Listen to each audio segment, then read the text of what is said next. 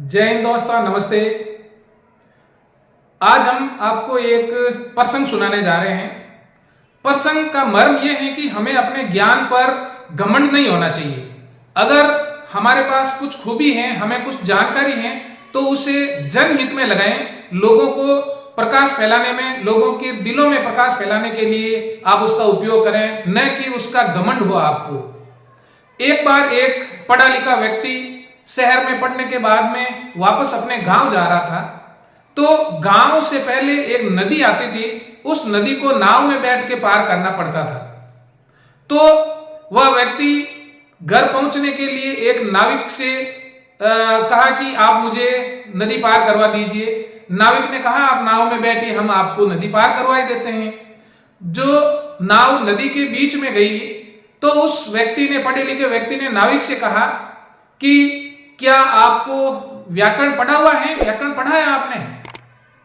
उस व्यक्ति ने कहा नहीं, मैंने व्याकरण नहीं पढ़ी, मैं पढ़ा लिखा नहीं हूं।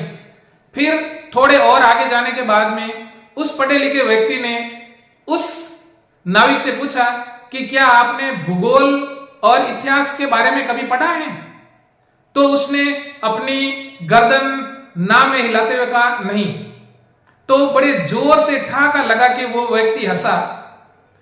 इसका उस नाविक को बहुत बुरा तो लगा, लेकिन वो अपने मन का गुस्सा मन में ही रख लिया और बोला कुछ नहीं। थोड़ी देर आगे चलने के बाद में तेज हवाएं चलने लगी, ऊंची ऊंची लहरें उठने लगी, नाव डगमगाने लगी। नाविक ने कहा कि अब ये नाव डूबने वाली है, हमें यहां नाव से कूद कर नदी पार करनी होगी। और पूछा कि क्या आपको तैरना आता है? तो उस पढ़े लिखे नौजवान ने कहा नहीं, मुझे तैरना नहीं आता है। तो उस नाविक ने कहा कि तो फिर अब आप अपने व्याकरण, इतिहास और भूगोल को बुला लीजिए, वो आपकी सहायता कर लेंगे यहाँ नदी के बीच में।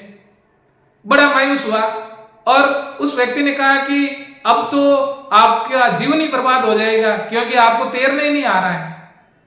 तो दोस्तों, हमें अपने ज्ञान पर घमंड नहीं करना चाहिए। हाँ, हमें फक्र जरूर होना चाहिए कि हमने ये पढ़ा है, हमें ये ज्ञान है, लेकिन किसी को नीचा दिखाने के लिए अपने ज्ञान का उपयोग कतई नहीं करें, क्योंकि हर व्यक्ति अपने आप में अनूठा होता है। उसमें किसी न किसी प्रकार की खूबी जरूर होती है, किसी फील्ड में वो जरूर महारत हासिल कर रखा होता है, और हो सकता है कि उस फील्ड में आप उससे कमतर हो।